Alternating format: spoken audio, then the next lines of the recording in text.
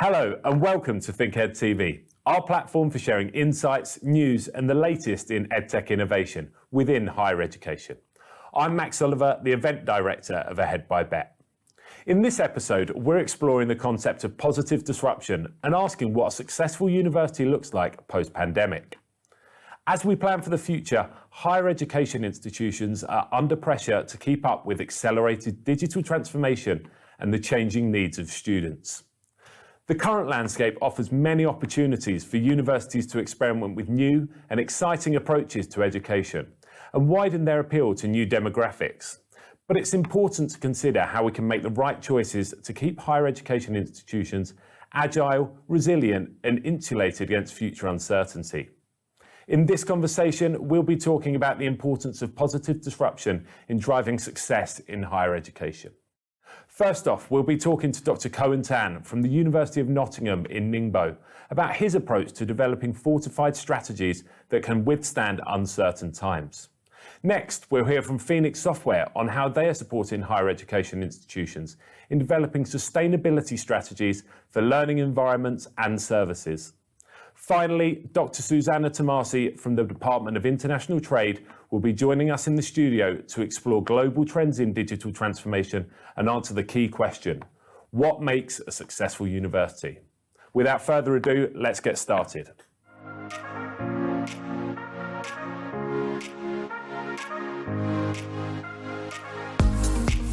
I'm delighted to now welcome Dr. Cohen Tan, who's joining us virtually from Ningbo in China. Hi there, Dr. Tan, and welcome to ThinkEd TV. I'm looking forward to hearing a little bit more about your perspective on the state of the higher education sector today. But first, can I kick off by just asking you, what does the term positive disruption mean to you? Thanks for having me here. So before I can address this question, I think it's important to note the various terms that are currently used to describe our advanced stage of capitalism, the frenetic pace of technological developments that facilitate its progress. So I'm thinking of terms such as the Industrial Revolution 4.0, the future of work, the VUCA world, and so on. I think it's fair to say that every generation experiences a sense of crisis and feeling like it is at a critical juncture existentially. However, I think it's also fair to say that the frequency and amplitude of those disjunctions have greatly increased during our time due to advancements in technology, which potentially disrupt existing models of thinking and working. So with this in mind, I guess I would say that a positive disruption for me is a proactive mindset where one is willing to embrace challenges, to make positive changes as part of an iterative approach to shape a positive or desired outcome, as opposed to a more passive stance in simply reacting to external conditions. I think this is also helpful to point out the leadership consultant, Simon Sinek, who advocated that one should probably hire for attitudes rather than skills, since they can always be taught. Now, unfortunately, I think in practice, this can be somewhat challenging within academia, since senior managers are usually appointed on the strength of their specialized skills or knowledge. Additionally, the disjunctions or disruptions that we are dealing with are at times nonlinear, which makes it more challenging to anticipate future needs. Thank you. I think you've got to the heart of it there. Positive disruption means having a bit of more of a proactive mindset and a willingness to embrace challenges. And with that in mind, I'm interested to know what you think a successful university should look like today. Right, that's a great question. And without intending to be narrowly prescriptive here, I believe that for many university leaders, the success of a university is inseparable from the success of the students and alumni to facilitate them realizing their fullest potential through the education experience. Now, of course, in saying this, I'm not discounting the importance of having a strong research culture, which is necessary to building institutional reputation and rankings. However, the two are not mutually exclusive in my view. The reason why I say that is because knowledge production is the antecedent to knowledge transfer, although the latter is where the rubber meets the road, so to speak, in creating value for society and realizing upward mobility for students. Otherwise, there is the risk of solipsism that is associated with the image of higher education institutions being ivory towers when learning outcomes do not match employer needs or student aspirations. I think this is also why we place students at the center of everything we do as part of our institutional focus on service orientation and creating value. Brilliant, thanks for that. And that's certainly something we've seen here in the UK too. It's incredibly important to keep students in mind as we start to change and refine our provisions post-pandemic. Speaking of students, what do they need from a university in today's landscape? Have their needs changed at all? That's a great question. I think the fundamental challenge for any university leadership today is how to prepare students for jobs tomorrow that do not exist today. And this tests the resilience of individuals as well as their motivation for continued learning. It's therefore not surprising that the United Nations SDG for education lists cognitive, behavioral, and social emotional domains as part of a holistic development of individuals to address all the challenges of resilience and motivation that I've just mentioned. Now, does this mean that we are seeing the beginning of a move away from narrow specialisms? Well, not necessarily. However, it does mean that cross-disciplinary skills and aptitudes become a key differentiating factor for future success. For example, you may want coders with a solid technical grasp of coding, but who are also capable of empathy and cultural awareness, as those algorithms might ultimately determine what kind of evasive action an electric vehicle should take under different circumstances. And I think a really good example of this is MIT's moral machine experiment, where it demonstrated how one's assumptions is highly contingent in making those decisions. Now, this premise then also underpins much of the Tech for Good movement, although what good ought to be remain contingent and potentially contested across different social, cultural contexts.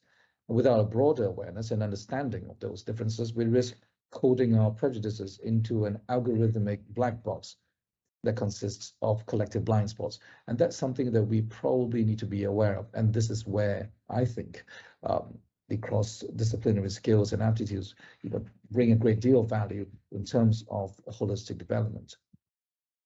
You operate under a tri-campus model at your university, which takes quite a unique approach to teaching and learning. Can we hear a little bit more about how that works? Yeah, thank you very much for the question. I think, yes, you're right. The University of Nottingham has campuses in both Malaysia and China, and we do have a tri-campus structure as part of our overall delivery and provision of teaching and learning. Now, of course, this also means that in practice, in many ways, one of the reasons why we were somewhat ahead of the curve and where we were much better prepared in meeting the challenges of COVID, simply because we had to, right from the very beginning, we already had an online infrastructure in place where we were able to deliver teaching materials and so on. So while it was still a challenge, that allowed us, it was really more of a stretch based on existing strengths that we had in place. And also, excuse me, and also the thing is that within that structure, we had opportunities for students exchange and mobility, and we were also able to draw upon the expertise of various colleagues in the different campuses. So, for example, one of the things that is rather popular in some of the tri-campus modules, which we do enroll students from the 3 different campuses. And of course, the modules are like kind of team taught across, the 3 different campuses. And this is great because, as I've said elsewhere, I think what is important here, for the learning experience is really building that sense of community. And in this case, it is really about a sense of imagined community for truly global university that the tri-campus structure offers. And through this process, of course, there are challenges, especially when it comes to, aligning, time schedules across different time zones and so on.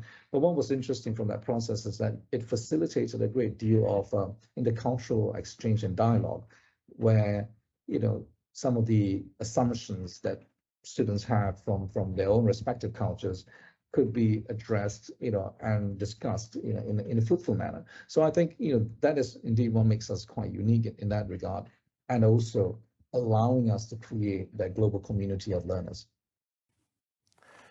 You were recently shortlisted for a Times Higher Education Award for your teaching and learning strategy.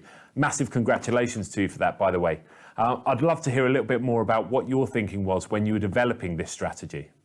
So, in my view, the key to successful implementation of strategy really lies in the sense of purpose and mission that speaks to the aspirations of its key stakeholders.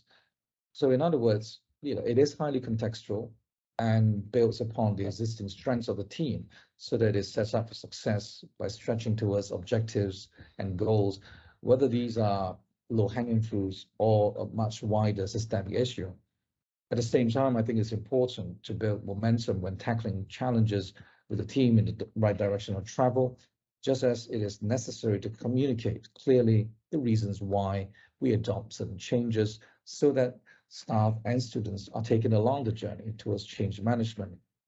In my case, I think what worked well was the adoption of an inclusive leadership approach through broad-based consultation with both faculty and students, so where I was able to understand the key concerns and existing pain points.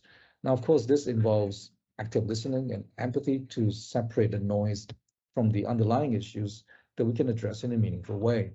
I think what has also helped me a great deal is that I've been heavily involved in teaching as a regular member of faculty, and this gave me an intimate understanding of the challenges that we face on a daily basis. So I think the successful implementation of strategy at a high level really needs to take into consideration the actual conditions of the stakeholders that we're trying to affect on the ground. And that's how we were able to achieve the alignment and deliver on the success. And finally, if you could offer one piece of advice to senior leaders in higher education today, what would that be? Well, that's an expansive question. I think it's a reality that digitization of higher education is a necessity, all the more so now in a post-COVID world.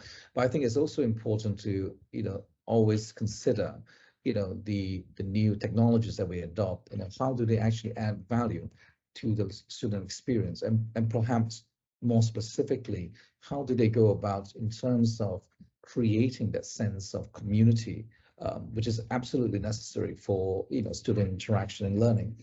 We know this through research that and pedagogies that students don't thrive when they're isolated. And so I think while there are a plethora of different apps and software and new technologies, I think that has to be all of those different interventions, if you like, really need to be addressing that core element, which is that sense of community, which provides students with the right kind of experience that will allow them to thrive. Dr. Tan, thank you for joining us today. If you enjoyed our discussion and would like to hear more, don't forget to check out BetAsia's Leadership Summit. BetAsia is taking place on the 11th and 12th of October in Bangkok, Thailand, and welcomes excellent speakers from across the APAC region to discuss the future of education. Have a look in the chat for further information, including registration details.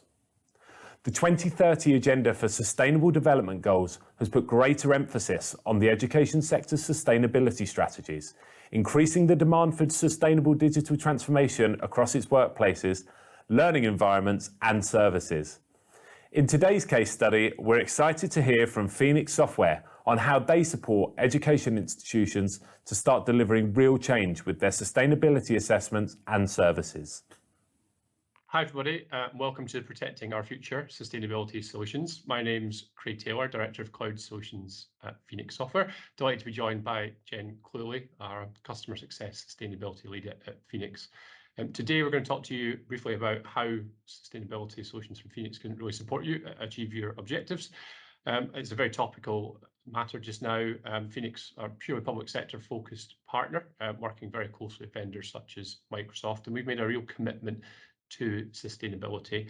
We are part of the Net Positive pledge, and we have an action plan that is up to date. We also invest in gold standard carbon removal projects. We've aimed to make a 50% reductions in all scope emissions by 2026 and be net zero by 2040.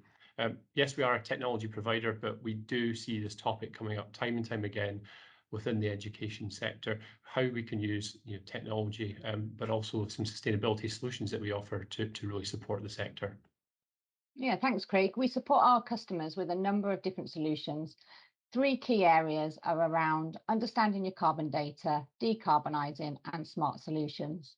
So for understanding your data, we've created an application which sits within your current Microsoft licensing and will enable you to record, report, and track reductions across your entire organisation of carbon emissions without any additional support costs. We will support you to decarbonise technology, so your data centre information and kit. We can change the behaviour of people, how they work, to be more environmentally friendly. And we are also supporting customers with environmental governance and compliance to ensure that you can respond if there is an environmental incident. And lastly, the third section there, implementing smart solutions with Phoenix. This will enable you to have end-to-end smart technology implemented for lighting sensors, room occupancy, registration, clean air, and much more. It avoids poor networking and increased use of resources and silos of data because our solutions are end-to-end, and they'll enable you to make better informed decisions around the energy that you use, saving you money and reducing your carbon emissions. So investing in sustainability projects is really key at the moment, and reducing your carbon emissions. And this is all because students are now looking at universities that have strong corporate social responsibility and sustainability pledges.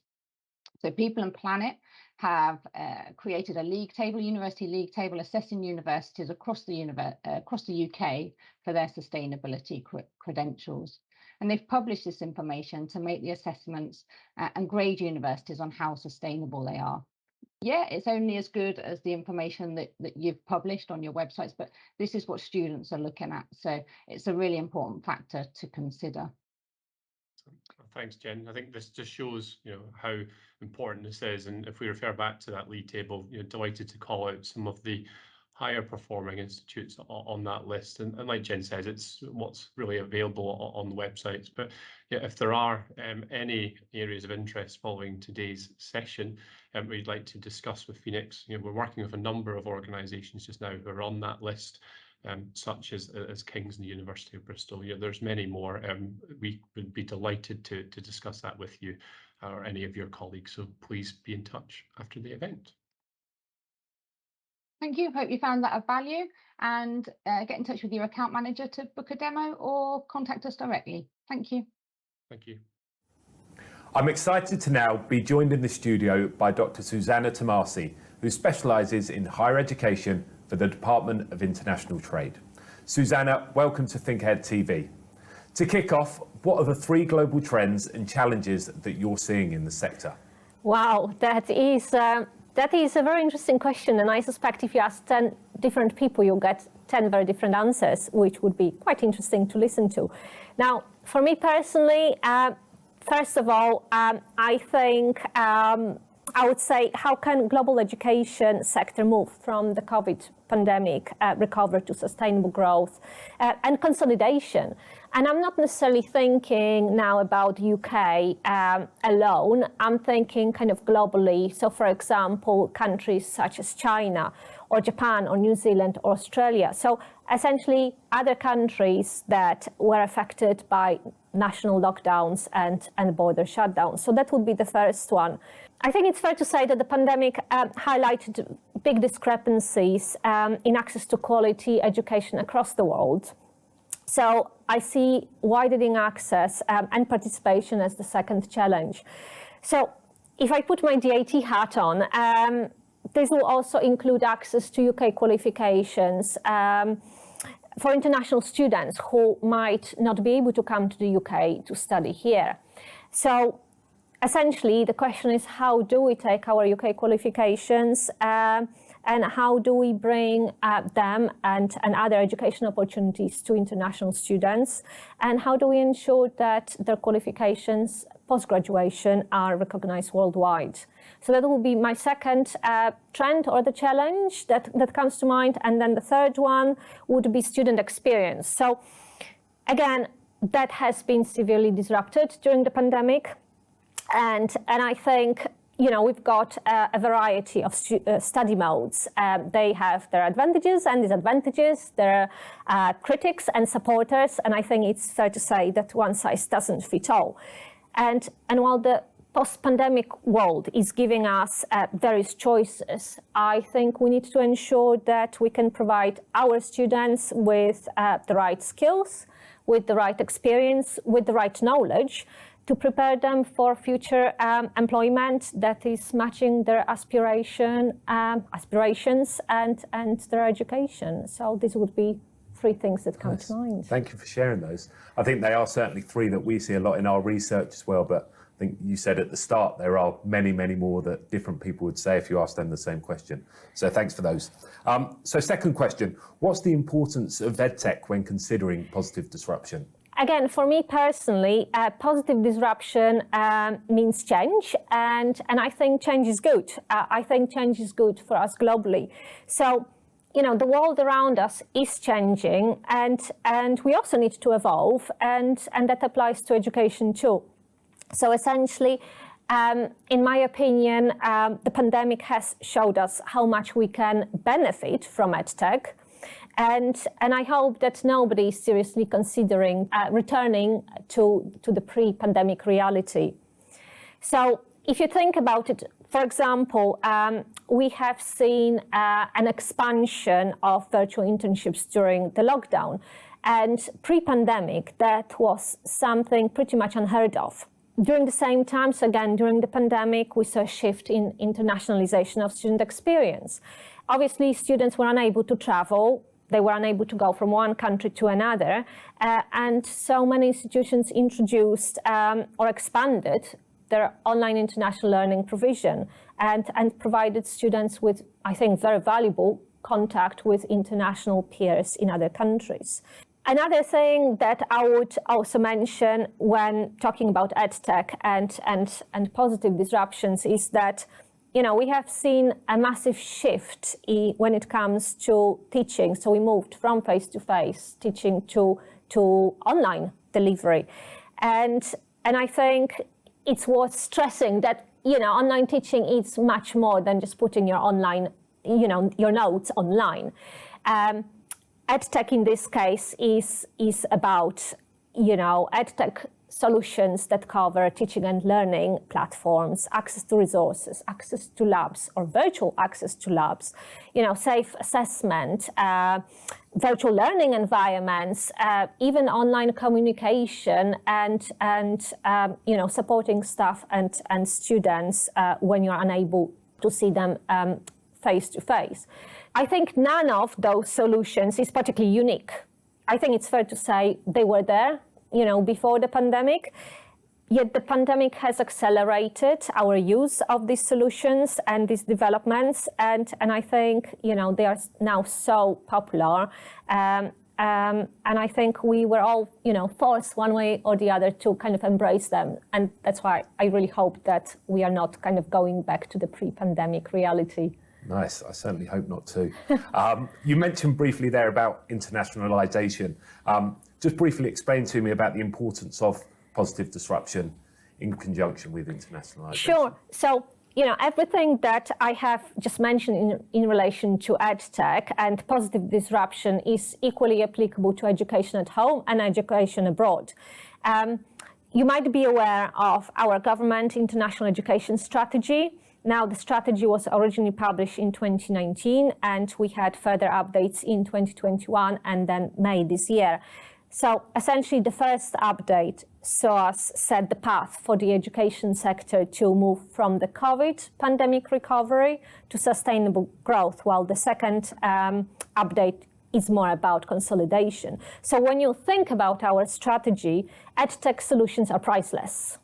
Thanks to EdTech, the world is shrinking, and EdTech solutions are allowing us much easier access to perhaps international markets without the need to buy, you know, expensive tickets. So again, if you think about it, a UK student now can easily do an international work placement in, say, Vietnam or Brazil or the US without leaving perhaps their house or their home country. Or you can have a group of students from different countries interacting together and learning from each other about their cultures, about their experience. Again, they are not physically sitting in the same room at the same time. They are online and interacting together. And I think that's something that is pretty amazing and is really, helping students in their student journey. I feel I need to stress that, as somebody who has benefited enormously from international, student experience, when I was at the university, when I was a student, I'm not advocating that we should, scrap international travel. I'm simply thinking that, or suggesting that online solutions can facilitate international student experience, and they can help to prepare staff and students for a variety of different kind of student experiences, and they can also prepare them for the idea of living, studying and working abroad. So it's a nice and gentle way to introduce them to kind of more face-to-face interactions. Another thing that I'm quite keen to mention is in the context of internationalization and student experience, is that EdTech solutions provide us with a leveling tool. I think we need to remember that on the global scale, only a very small minority of students can afford studying in a different country because it's so expensive, in most of the cases. So online interactions can benefit students on a large scale, and they will appeal to students who want foreign qualifications or international qualifications, but who are unable to go abroad. And with a bit of creativity, I think we can apply EdTech solutions to pretty much any subject area, from creative programs to technical subject areas. And one more thing that kind of springs to mind when we talk about internationalization and EdTech is that, the recent expansion of EdTech allowed wider access to international education for international students. So I kind of have briefly mentioned that in the context of perhaps international experience.